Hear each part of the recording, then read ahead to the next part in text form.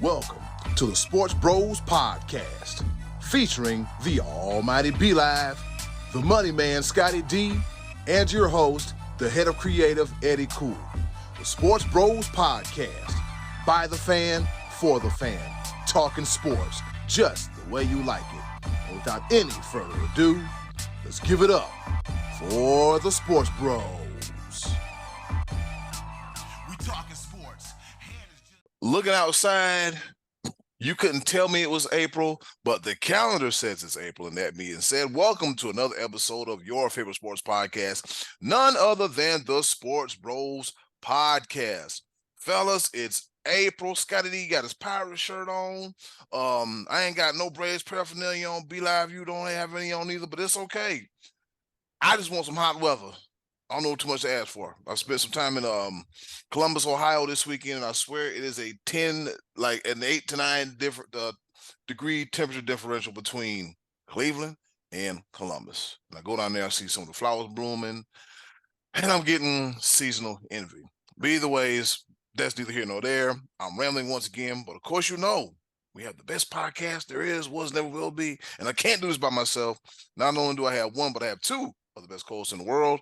Introducing first, the almighty B-Live.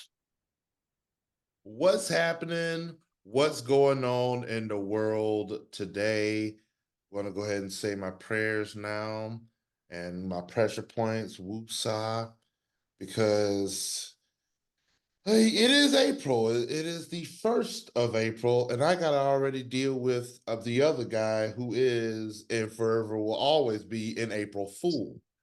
So we already know he's going to come with some shenanigans throughout this entire episode because the way he started the show in our pre-production meeting, but it's okay. We had a pre-production meeting? Sweet. Yeah, Scott, the conversation before I hit record. Oh, that's pre-production meeting. Yeah. Oh, okay. Yeah, that's the pre-production meeting. He didn't use one brain cell.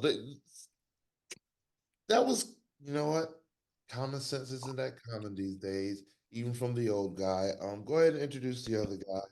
Everything's gonna be fine. Oh, woosah.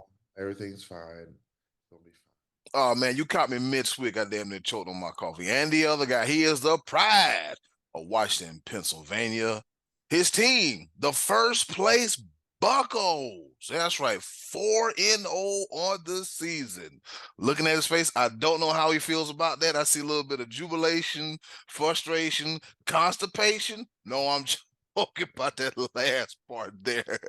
He is the one, the only, Scottie cum laude, the money man, Scottie D. We are family. I got all my sisters and me. There are two teams in Major League Baseball that are 4-0 on Monday morning. I knew this. You know who the two are? Who? The Pittsburgh Pirates. You have to make a decision. And the New York Yankees. You can't roll with two teams the entire And I am season. so excited. I decided to do this show way too grown for that with no pants on. April Fools, I'm wearing pants. Of course I'm wearing pants. The Buccos and the Yankees on a collision course for the Fall Classic. We are going to talk all about that here in just a couple of moments. We still had some madness to deal with over the weekend. We almost beat Alabama in the Elite Eight. We almost got them. Lots to talk about. And Eddy, cool, take control of this. Let's open this package. And we damn near took a dive against Indiana, but we didn't. And almost got, that's a story for another day. All right, with that being said, let's go ahead and hop right into it. The top of the order. All right, let's get this thing started. Here it is, the top of the order. And then there were four. North Carolina State, Purdue, Alabama, and UConn make up the final four here in this year's tournament. Fellas, it's been a very exciting tournament. Takeaways from the weekend. What did we see and what are we looking forward to? My initial takeaway was that from Scottie D's last comments, I didn't know the Pitt Panthers made the Elite Eight. And here we go. Our Clemson Tigers, I'm talking about. Our Tigers. See, here's the problem that I have.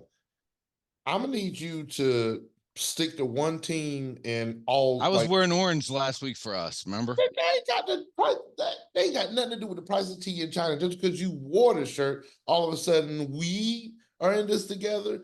Yes, my Clemson Tigers came up just a little bit short, and my takeaway from that is the hardest type of three-pointer in basketball. It is statistics. Is the corner three.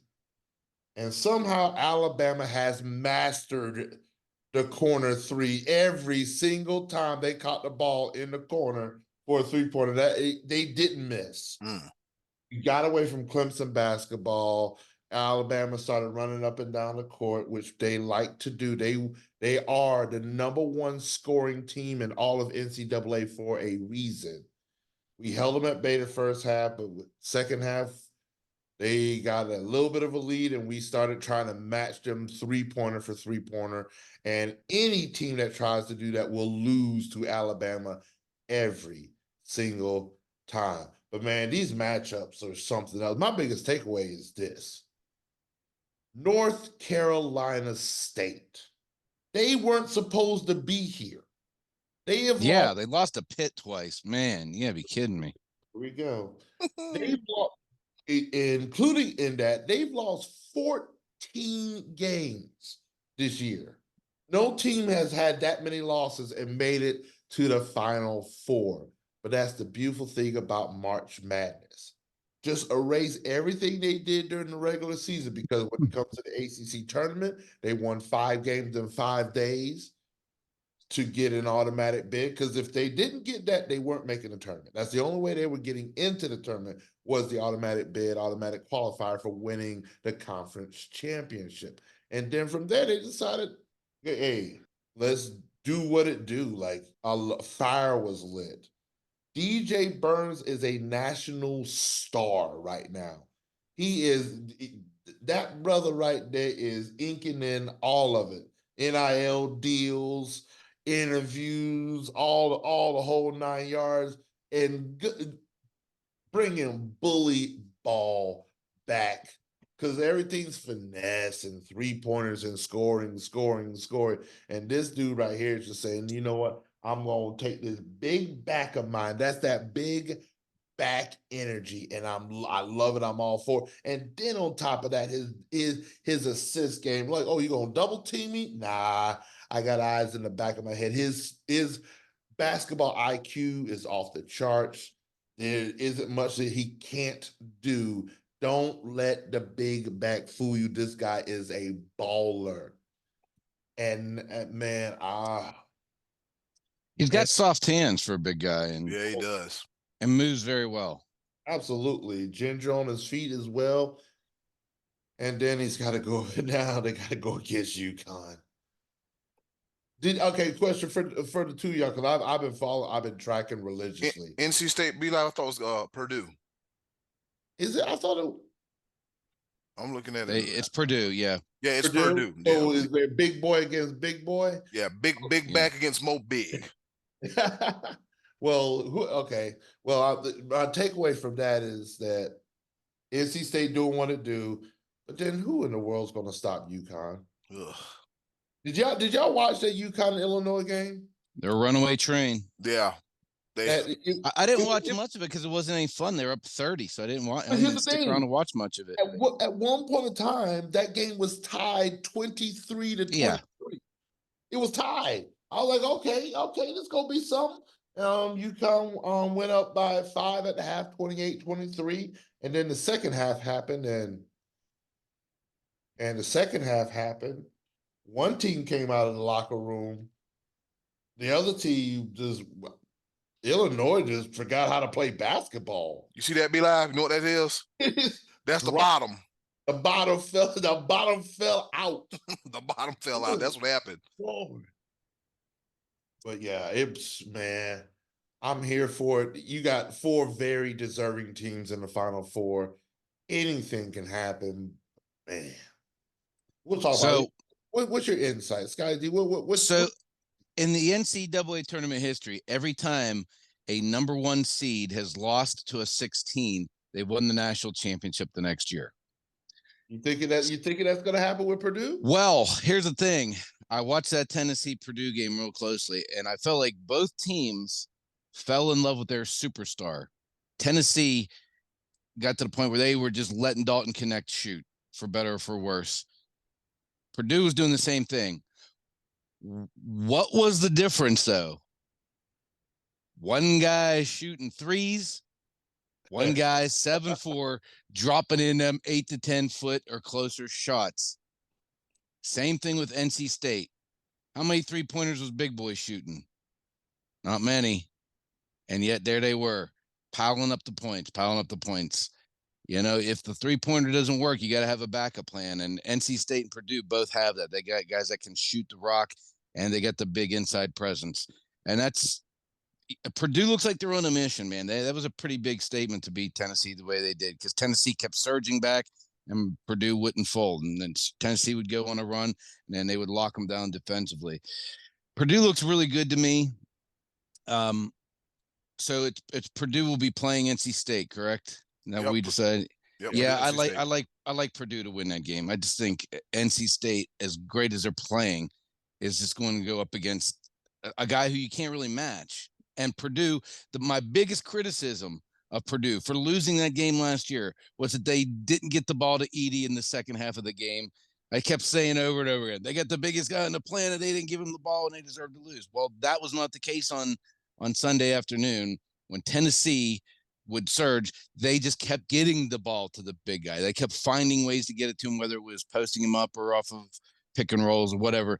He was getting the ball, and he was making his free throws, which is also important because that kind of killed Clemson, the free throw situation against Alabama.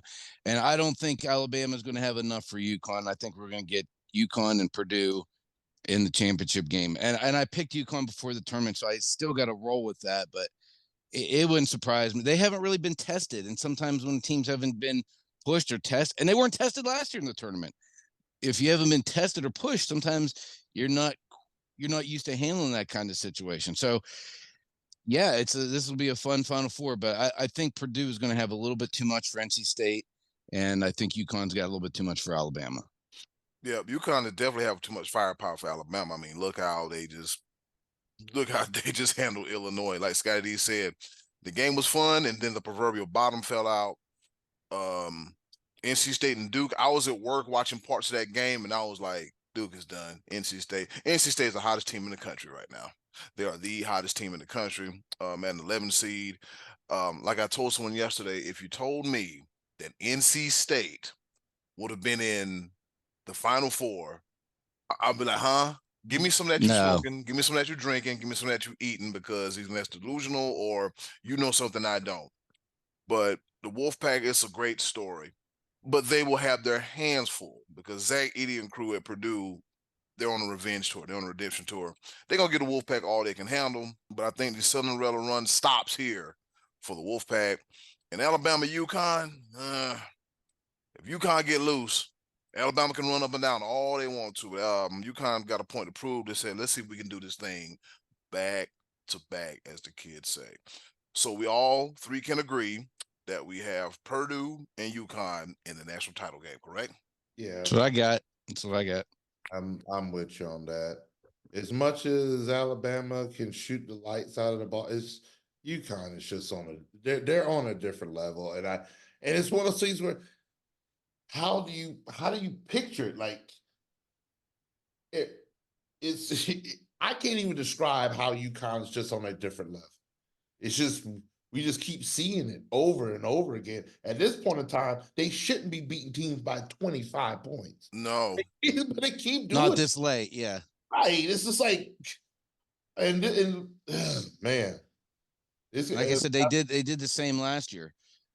But like I said, it almost somewhat reminds me of the 1990 UNLV team, who just destroyed everybody on their way to the championship and ran Duke off the floor by like 30 points in the final game.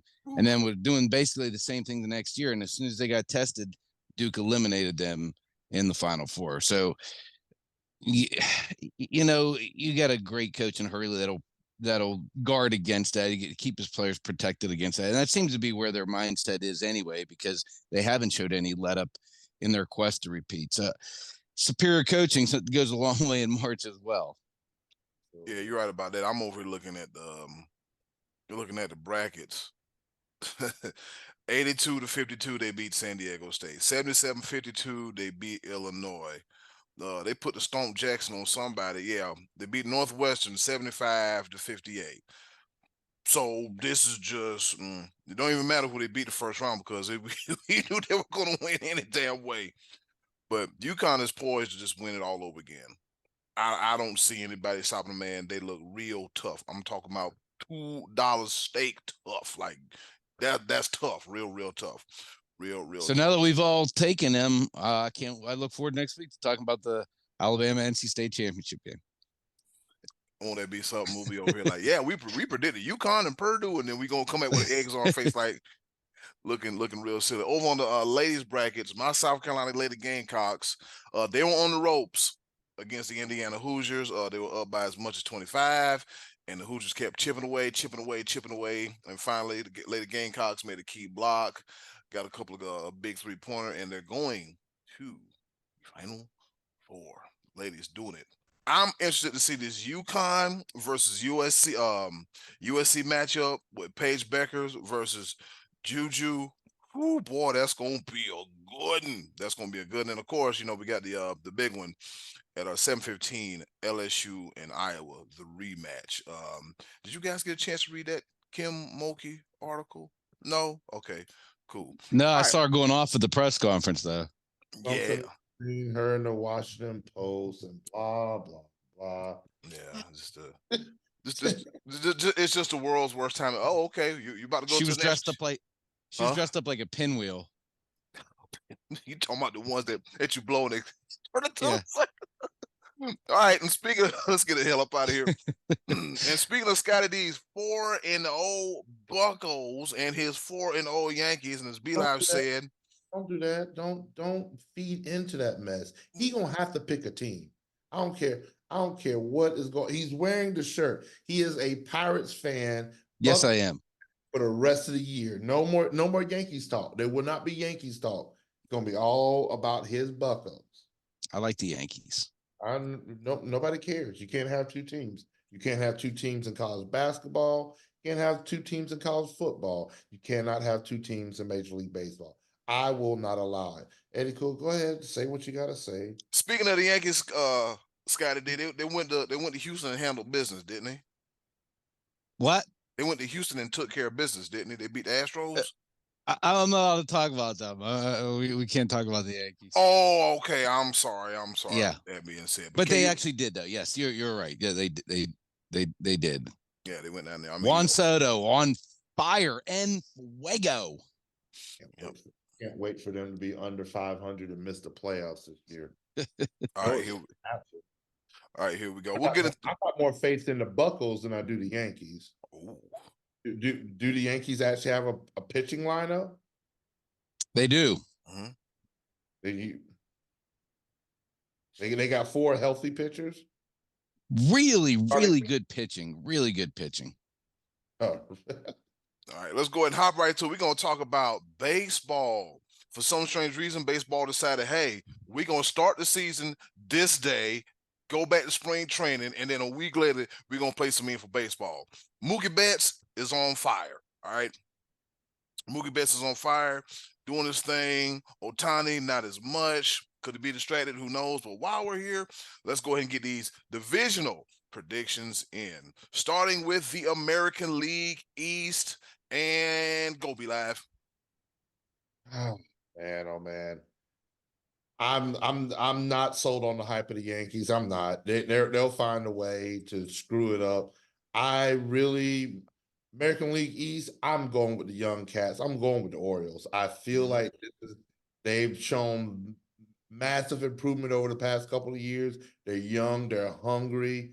I believe the Baltimore Orioles, their bats are hitting nicely. I'm going with the Orioles in the East. Oh, Scottie D. Well, we know who you going with. Well, this is one I've gone back and forth with a couple of times. I've circled both of them, of those two. I'm not trusting the Yankees pitching long term, especially with Garrett Cole being out. They said he's not going to have to have Tommy John, but I don't know if I believe that. Orioles also, Kyle Bradish is starting the season hurt. And they have another young guy coming up next year. They have the Rookie of the Year. They're going to try to pull off the old back-to-back Rookie of the Year thing that the Dodgers patented a few years back. A young kid named Jackson Holiday. I think the Orioles, I like their youth and their firepower to win. I do have the Yankees as taking a wild card this year. Okay, Yankees with the wild card. I'm gonna have to agree with the Orioles taking the division, man, because they just come in and they kicked the door down last year. They got a lot of youth and playing this long 162 game seasons. You're gonna need some youth. So I'm gonna have to roll with them. And I don't want to count out the Rays, man.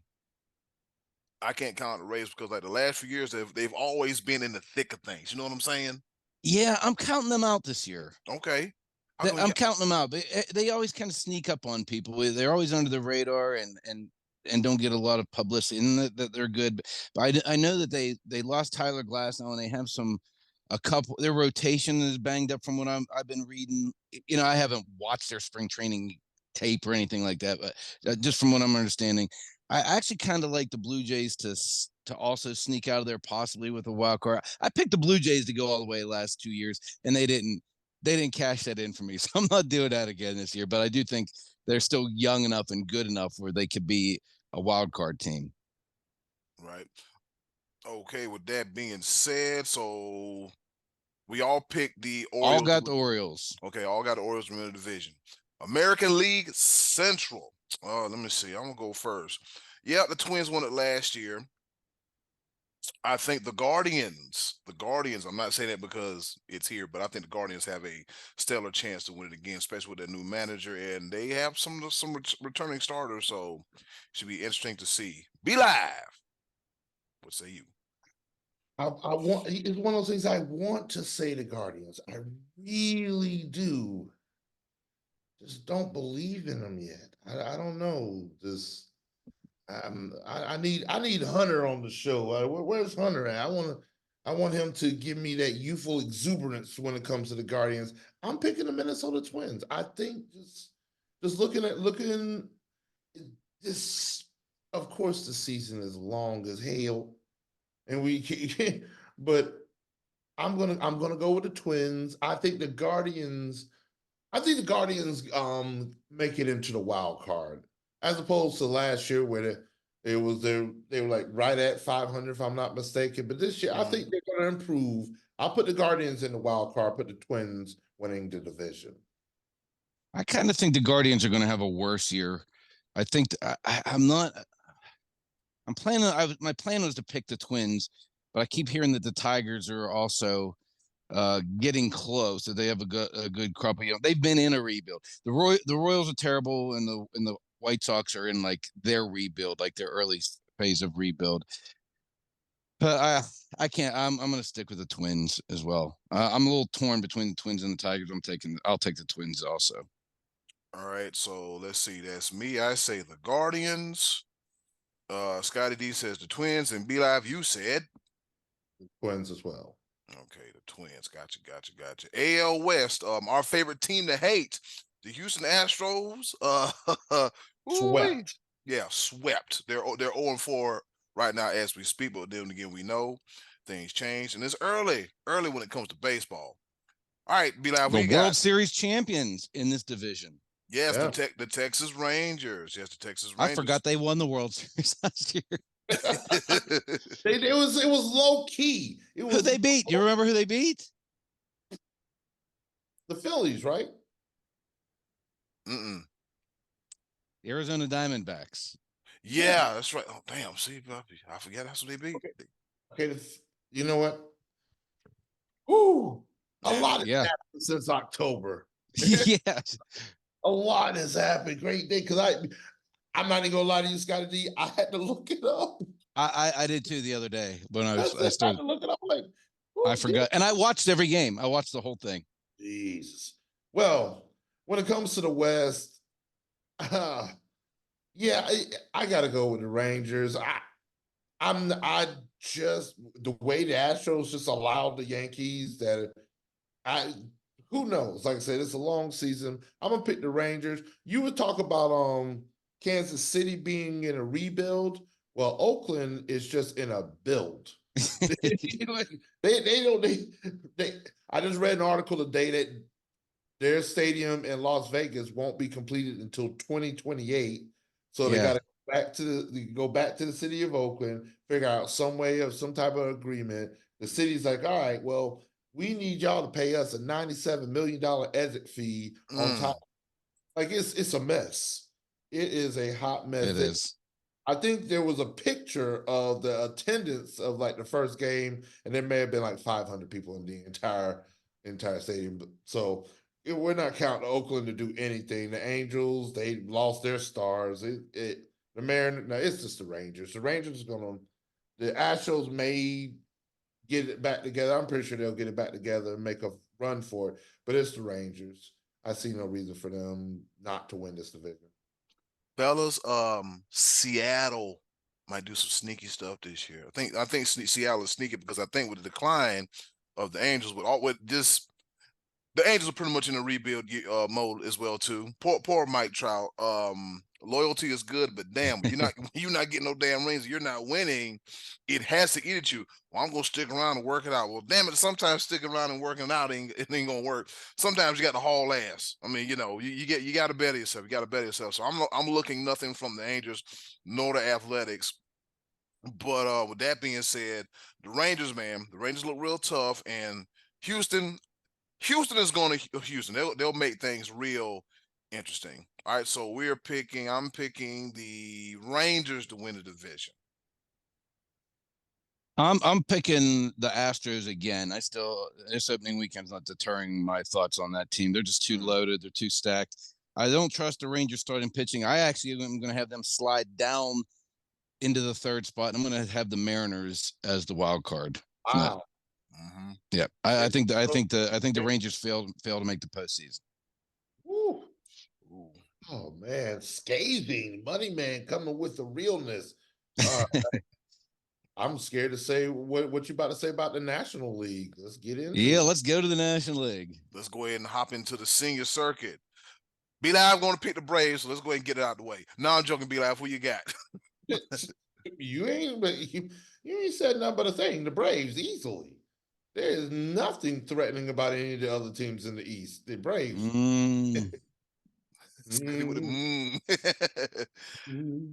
Yep. The Braves look good, man. The Braves are on fire. I have a feeling that them damn Marlins, the Marlins will put up a fight. They got a guy on the team by the name of Jazz Chisholm. And put up a fight against that shirt that Scottie D's got on right now. They had a bad weekend. Yeah. So the best hitter in the National League is Luis Arraez, and he was like 2 for 13 over the weekend. But he's going to. That's not deterring me from him having another solid season. Gotcha. So Beli's picking the Braves. Go ahead. I was gonna say you don't even believe in your Pirates being that good. No, I don't. Boy, you a hot man. Yes, and in this division, I'm also taking the Braves, but I do think the Phillies are going to challenge them. I'm not rating Philadelphia off. Philadelphia, I think, might be the best team in the National League that's not going to win the division. I got them as the top wild card team. All right. And we can all agree that the Mets they're doo-doo. Yeah, garbage juice. Central Division: Pirates, Brewers, Reds, Cubs, and the Cardinals. Brewers. You like the Brewers? I'm gonna, despite the Pirates' hot start, I kind of feel like the Reds' young team is going to win a division that you might only need like 86, 87 wins to win the division. Mm-hmm. So the Pirates, if they improve and get to 500 this year, could be in the playoff race. I'm just not going to get and I do think the Pirates are going to improve this year. And there's a lot to be excited about as a Pirate fan, where there has not been for a long time. I'm just not sure that they're quite ready to take that next step yet. B-Live, who you got? I'm going to go with you with the Reds. Eddy De La Cruz was this? Yeah. Yeah. Ely. Oh, yeah. Was it Eli? Ellie De La Cruz. Yeah. That dude. Yeah. I think he's got a breakout year. I can see him 40+ home runs, over 300 batting. I think he's going to take the Reds to new heights this year. That's going to be interesting to see. What's the guy named, Scotty? Is it O'Neal Cruz? Yeah, the big shortstop for the Pirates. Yeah, to see him and see Ellie De La Cruz, man. Oh, man, we are in a treat for this summer right here. All right, so before we get out here and go into our next segment, last division, we got the Diamondbacks, Dodgers, Giants, Padres, Rockies. Who we got real quick? I'm just going to go with the Dodgers. I don't like it, but you can't. Too much firepower for the Dodgers. Way too much. They added Glasnow and Yamamoto to pitch. I actually got Freddie Freeman win the MVP this year. Ooh. We all got and I got the Diamondbacks going to the wild card along with the Padres. I think the Padres finally being under the radar and the expectations being lower will be good enough to win a wild card. Yeah, I'm going with the Dodgers. The Dodgers 1, Diamondbacks 2, and the Padres 3 to finish the division. B-Live, what say you? The Dodgers, yeah. Dodgers, all right. With that being said, guess what time it is? Tell us. I'm glad you asked. It's time once again for our favorite portion of the show, the choices of the voices. With that being said, hey, yo, button, hit it. Choices of the voices coming at you right here on the Sports Bros Podcast.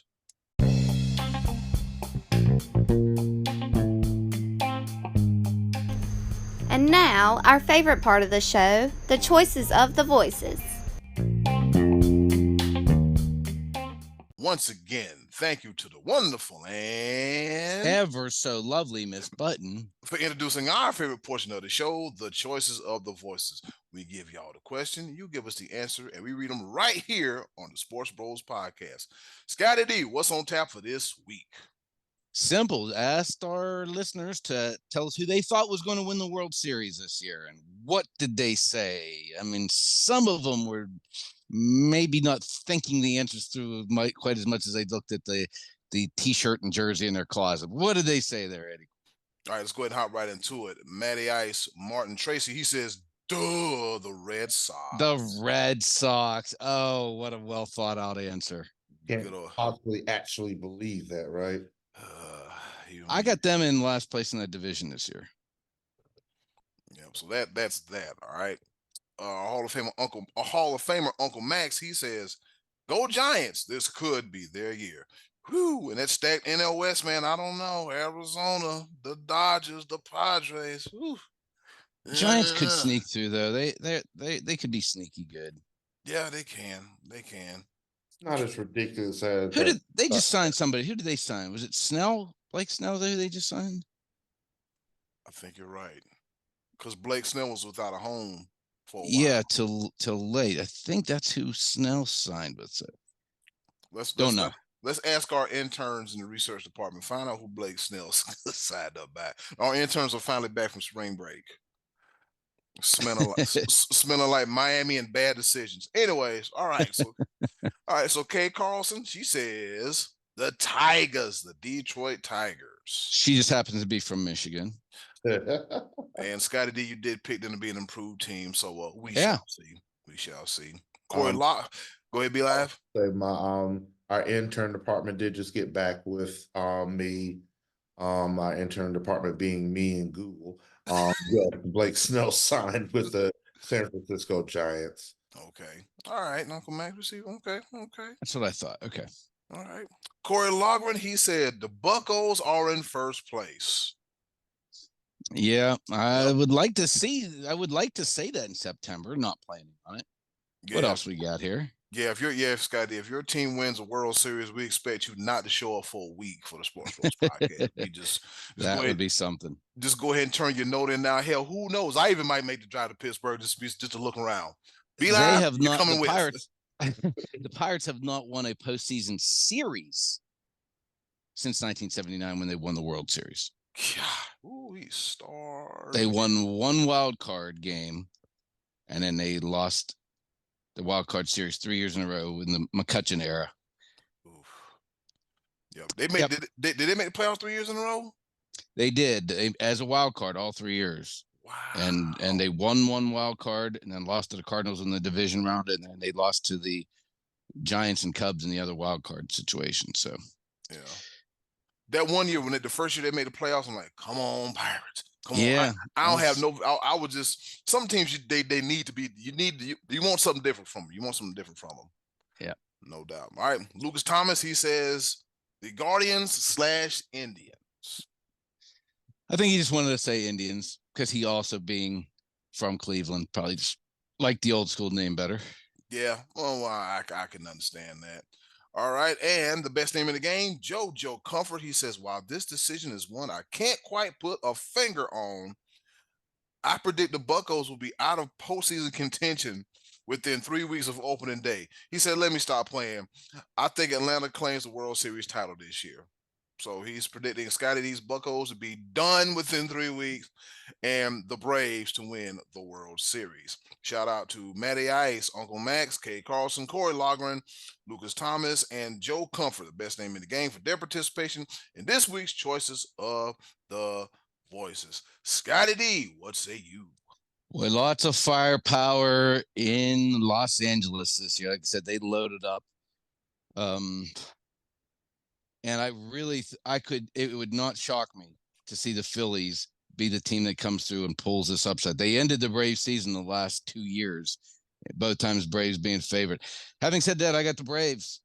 They added Chris Sale, Ronaldo Lopez, Bummer. I'm not expecting big things from Chris Sale. He's kind of like a rebuild project, but Fried was out a good bit of last year, if I'm not mistaken, and he should be back healthy. And what's the other guys? Spencer Strider was magnificent last year. So, you're starting for the top four in your lineup is going to be probably a daily dose of Acuna, Albies, Riley, and Olsen. They added Gerald Kelenic, the kid that was with the Mariners last year, was hurt, but he had an atrocious spring from what I read. But he's 24 years old. He's going to get back. He's only going to be a platoon guy in left field with Duvall. I think the Braves get it right, and I think they get past Philly, and I would love to see the big championship series Braves Dodgers showdown. I think that would be fantastic. I think that would be box office. And I hate saying it, but I think the Astros find their way back on the American League side. They've got some pitching issues, but they do have some good young arms. This Spencer Arrighetti, and they got Hader now as their closer. So if they can, there's just a lot of firepower in that Astros lineup. I think they can weather the storm of the regular season while their pitching gets right. And if they do get through that, I hate the Astros, but I got Braves. Braves winning it all. Be live. Who you got? Yes. I would love to see that NLCS Braves Dodgers. I just feel like those are definitely the two best teams in the National League. The American League in baseball. I can argue with that. I can agree with you on that. Of course you got to have there's two sides every coin. The American League does put a team in the World Series each year, and they won it with the Texas Rangers. I really, like, part of me, my heart says, you know what? I'm just gonna say it. Braves versus Orioles in the World Series. I'm gonna say it. I could be dead wrong, just like my basketball bracket this year, which is just wrong. We're wrong. Shot. But I am putting the Orioles in the World Series against the Atlanta Braves.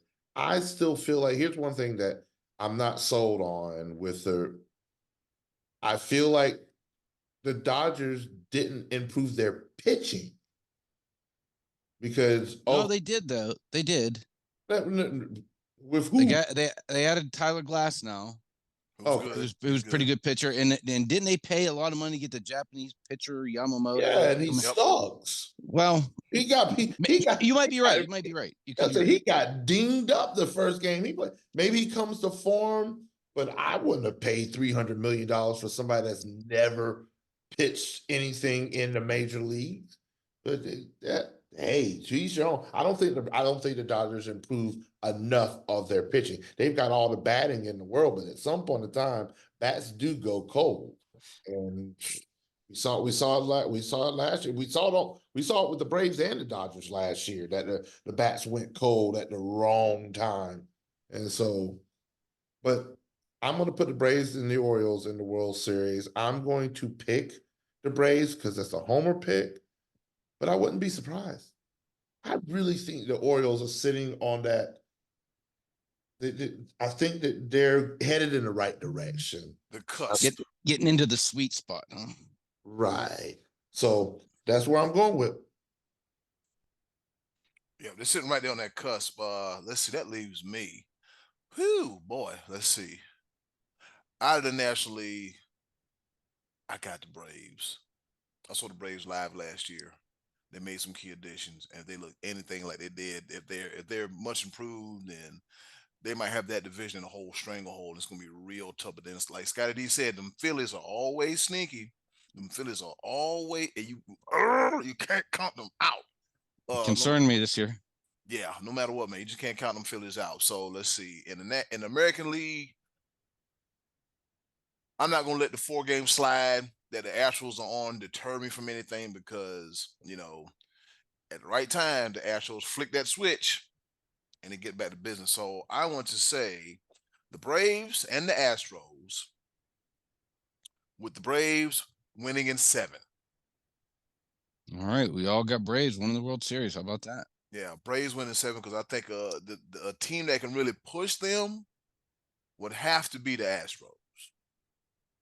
Like really, like, hey, push me. Like, hey, you better, you know what time it is. Just getting that time. We got to push up on you. Got to push up on you. All right. With that being said, it's been another edition of the Choices of the Voices. Scottie D, what's on tap for next week? All right. So listen to how I'm phrasing this. I'm going to ask you all, what fan base in all of sports do you think is the most hated or disrespected?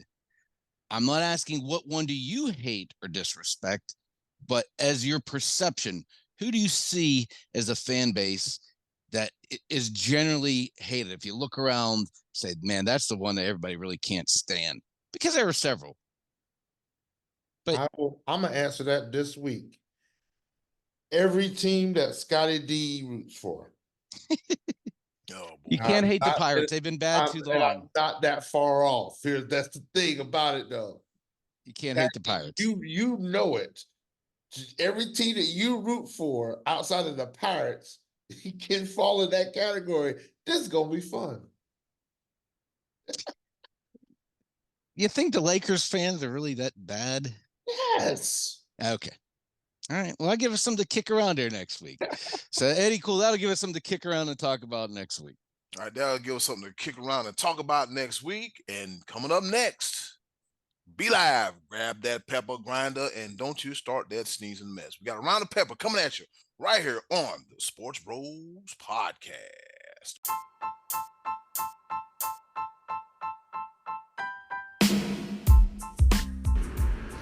Okay, boys, let's bring it home with a round of pepper. Well, you heard the woman. It's time for us to go home and get what I call the hell up out of here. But before we go, a round of pepper. You know how we do it. 3 topics, rapid fire style, kind of, sort of, not really. It's to enlighten, engage, educate, and entertain. The 4 E's in no particular order. Ooh, especially this week because I switched a few of them around. But with that being said, I'll go first. On this day in history, in 1980, in his first full season in the NHL, Wayne Gretzky scores for the Edmonton Oilers in a 1-1 tie with the Minnesota North Stars to become the youngest player to reach 50 goals at 19 years and 2 months of age. And then we pretty much know what the hell Wayne Gretzky did after that. So he was one of the best to ever do it. Scottie D, over to you. All right. Speaking of one of the best who's getting older, I'm going to give you good LeBron and bad LeBron. Uh-oh. Good LeBron on Sunday scores over 40 points. joining Michael Jordan as the only players in NBA history with multiple games of 40 points or more after turning 39. Good LeBron. Bad LeBron. Lakers road game against Milwaukee, down 19 earlier in the week. LeBron wearing a hoodie and hat on the sidelines. He's in his street clothes.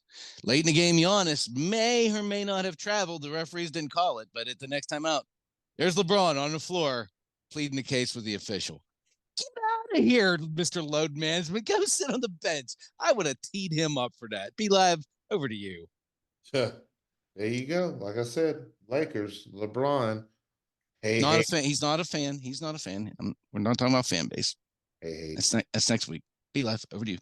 Well, speaking of basketball, speaking of on the court issues, well, on the women's side of things in the NCAA tournament, there was a noticeable error in Portland where two of what the way it's broken down this year is that Portland held two of the regions and Albany held the other two regions because they couldn't figure out how to get 4 places for the regionals, but it is what it is.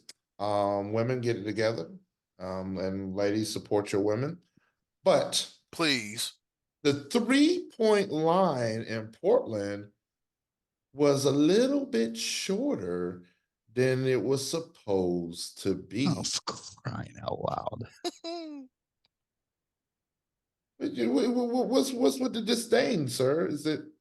Is my pepper point not good enough for you? Or, No, it's like you don't paint the line right. I mean, come on. you got one job. You got one job. Put the line down. Who noticed it? Who caught it? It was let's see.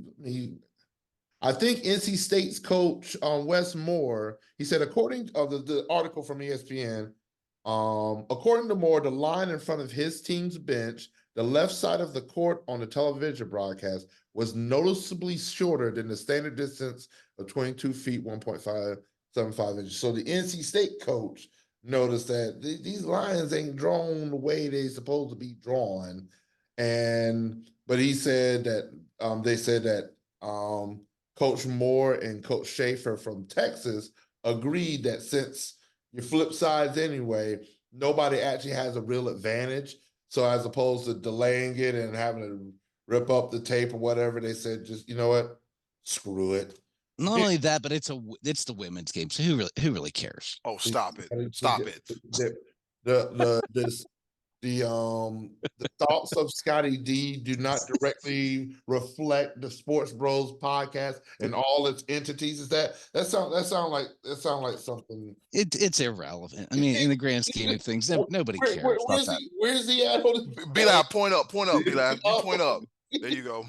He got nothing to do. I promise you, he got nothing to do with what we think. Eddy cool. He ain't gonna get us canceled of all. We'll just edit that out. Just edit that out. All right, so here we go. Oh man, on this day in history, in 1984, the 46th NCAA Men's Basketball Championship, as Georgetown beats Houston. Remember we were trying to figure this out a few weeks ago. Yep. So, yeah. Yep. So it's Georgetown.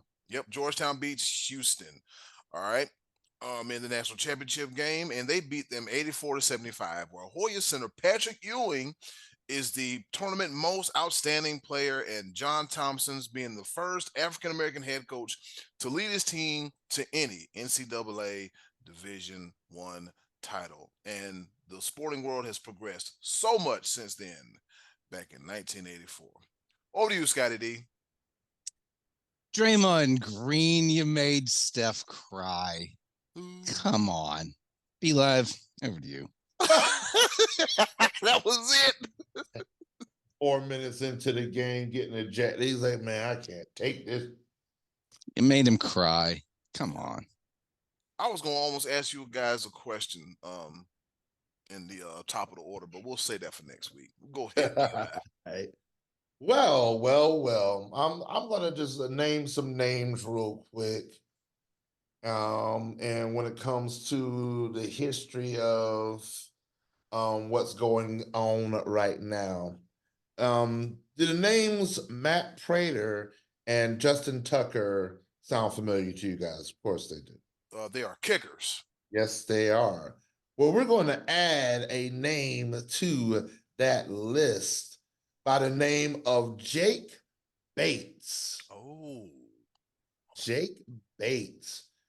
He plays for the Michigan Panthers, and he hasn't kicked a field goal since he was in high school. Who are the Michigan Panthers? For the UFL. But you gonna put some respect on his name. Did you write this down, or did you just have to hear Oh this? no! Like, I tracked this. oh my I do goodness! everything because not only did he kick a 64-yard field goal, he hasn't kicked a field goal since high school. He was a kickoff specialist in college. He did not get drafted. He got picked up, I believe, by the Houston, Texas. He made it to training camp in Houston, Texas last year. But in the UFL, call him Jake the Leg. Because not only was it once, but he did it twice because they called timeout to try to ice him on the first 64-yard attempt. But the second one, he drilled just as nicely. And the Michigan Panthers beat the St. Louis Battlehawks 18-16. UFL, we are here. Boom! Eddy Cool. The ball. Yeah, man. I was like, wow. Oh, he kicked the hell out of that ball. But shout out to him, because trust me, kicking a football is not as easy as it looks. All right.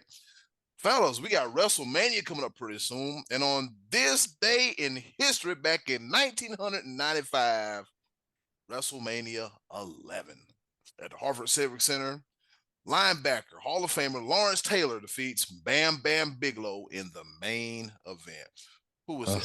Pamela Anderson was there. Jim Who was McCarthy booking was there. that mess? Well, hey, pal, you got water. You know who booked that.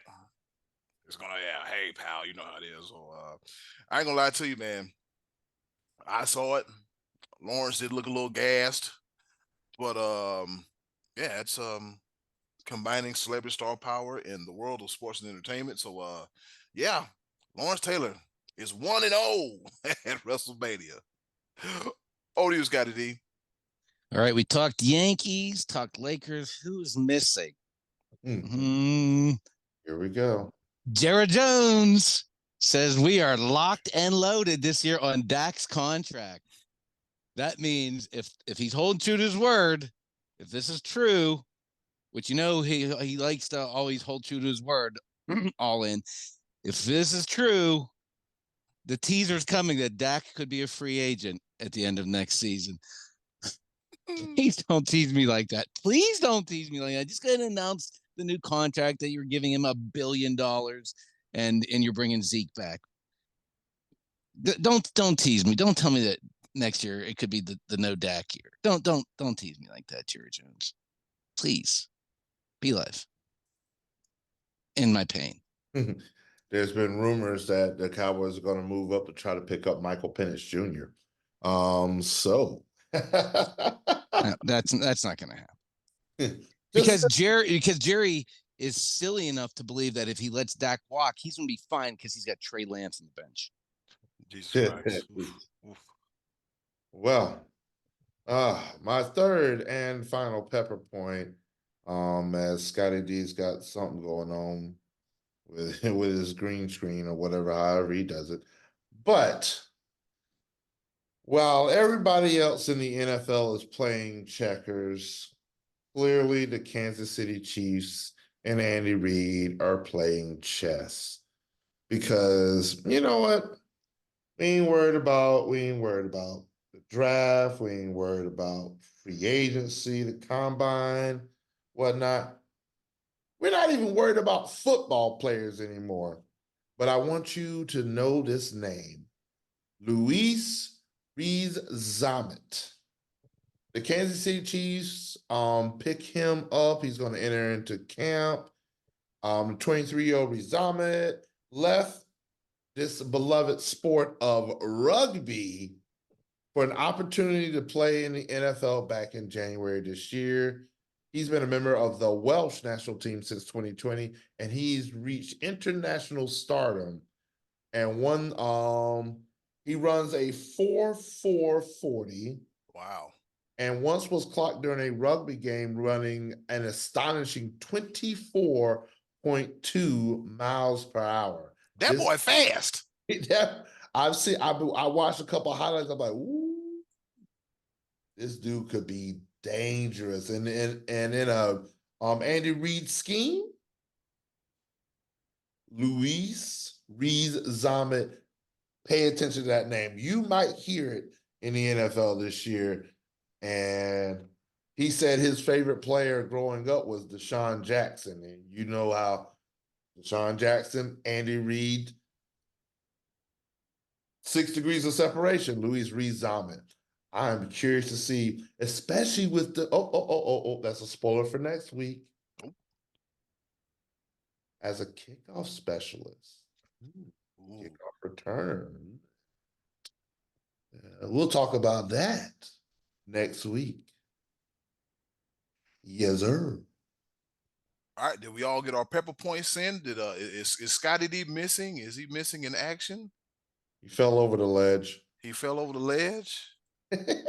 That's a beautiful view he has there. Scottie D is. Oh, he's the Undertaker. Oh man, did we all get our pepper points in? Yeah, we did. Scottie D does his best Undertaker impersonation. Yeah, thanks for listening to us, following us, rate, review, subscribe on all of our social medias. It'll be the link will be in the link tree. It'll be in the description box. Any final words before we get up out of here? NCAA women's basketball, get together, do better. I'm going to be watching LSU Iowa while I'm bowling tonight. Try to throw that. What is so funny? What sport do you play right now, Scott? He plays this game where he's the Undertaker. What are you getting defensive about? I'm not laughing at you. What are you laughing at? I saw a sticker that was funny. Stick you. I thought of a funny joke. Not who's there. No, and in closing, do something nice for and in closing, do something nice for someone else. If you can, do something nice for yourself. How about this one more time? And in closing, do something nice for yourself. And if you can, do something nice for someone else, because they'll appreciate it now more than ever. Be a blessing, not a burden. And as always, thank you for listening, watching, rate, reviewing, and subscribing. Keep on doing it. This is the Sports Bros Podcast. Be live. Take us home. Yes, sir. Gimmick infringement. Yes, sir. Don't do it no more, Scotty. I told you about your mess. Yes, sir. Just because you don't have your own stick. Oh boy, here we go. Why am I getting draft notifications for fantasy football? Anyways, see y'all next week. And as always, thanks for watching and listening to the Sports Bros Podcast. Try your best not to be fooled on April Fools, even though this come out Tuesday, but y'all get what the hell I mean. All right, bye. See y'all later. Another episode of Sports Bros Podcast. In the books, we're out. Hey, it's Eddy Cool here from the Sports Bros Podcast. Thank you for listening, and as always, continue to follow us on all of our social media platforms. Just click the link in the description box and keep up with the Sports Bros Podcast. And once again, thanks for listening.